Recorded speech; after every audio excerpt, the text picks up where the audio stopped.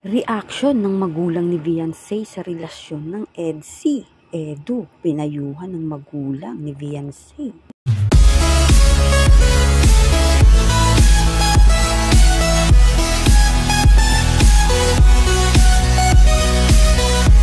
Kalingap Rab, nagulat, dismayado. Tara, alamin natin, kamusta po mga kalingap? Muling nagbabalik ang inyong lingkod mini vlog, naghahatid ng update tungkol sa mga kalingap. Kung bago ka pa lang sa aking channel, mag-subscribe na at huwag kalimutang mag-like para lagi kayong updated sa aking mga video. Tapusin po muna natin ang video bago po tayo magkomento. Patuloy po natin din na suportahan ang founder po ng Kalingap na si Kuya Val Santos at Kalingap Rab. Dahil alam naman natin na madaming natutulungan sila ng mga kababayan natin. Araw-araw po natin na suportahan at panoorin ang kanilang mga videos.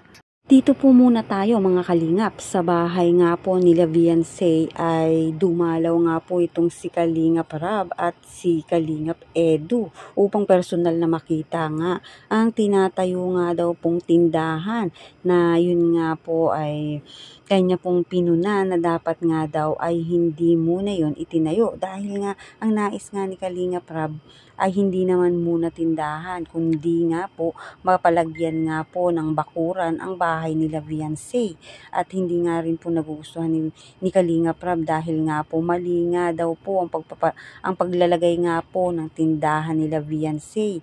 Unang-una napakalaki nga po at hindi naman daw pa alam kung talagang kikita ito.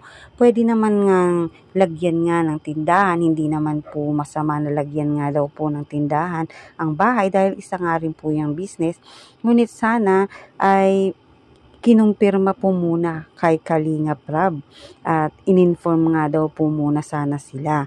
Ngunit yun nga po wala na rin namang magawa itong si Kalingap Rab dahil nga nandyan na ay gagawa na lang nga ng solusyon nito ni Kalingap Rab at ni Kuya Mac ang gumagawa nga po ng bahay nga nila Beyonce dati ay yun nga lalagyan na lang ng bakuran ngunit i-adjust po at paliliitin nga po yata ang tindahan na pinagagawa at stop po muna ang pagpapagawa dahil sayang na rin naman po kung itutuloy tapos ay hindi pa rin naman po maayos. At yun nga po may mga netizen na nakapuna sa mga sinampay nga po nito nila Beyonce ay ayon nga sa iba na mga viewers ay pumapangit nga daw po ang view ng bahay. Dapat gumawa nga po sila ng sampayan na para nga po maayos nga po tingnan ang kanila nga pong bahay lalo na nga po sa harapan at yan nga po ang isa sa pinaka malaking bahay dyan nga po sa lugar nila Beyonce.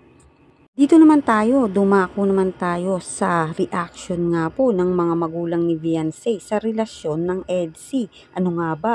Alam natin na mga kalingap na hindi tutol ang magulang ni Beyonce sakali man na malaman nila dahil nakikita nila na si Edu ay mabuti naman sa kanilang anak. At yun nga po, nagpayo rin ang magulang o tatay nga po nito ni Beyonce dito nga kay Kalingap Edu na kung talagang gusto niya at mahal niya nga po ito nga pong si Beyonce ay magtiyaga nga daw po ito. At yun naman talaga mga kalingap ay tama. Kung talaga namang mahal ito ni Kalingap Edu ay magtsatsaga talaga itong mag-antay. At yun nga po, hindi lang naman ang panliligaw kapag tapos na o sagutin ka na ng isang babae, hindi lang naman yun doon natatapos hanggang sa maging mag-asawa kayo ay para ka pa rin talagang nanliligaw sa iyong mahal na wifey. Kaya kahit naman na alam na natin ang relasyon ng dalawa at di pa nasasabi sa mga magulang nga nito ni Beyonce, ngunit kahit nga po di pa nasasabi ng dalawa ay alam naman yan ng mga magulang. Alam ng mga magulang kung ano ang nararamdaman ng kanilang mga anak, kung ano ang mga kinikilos.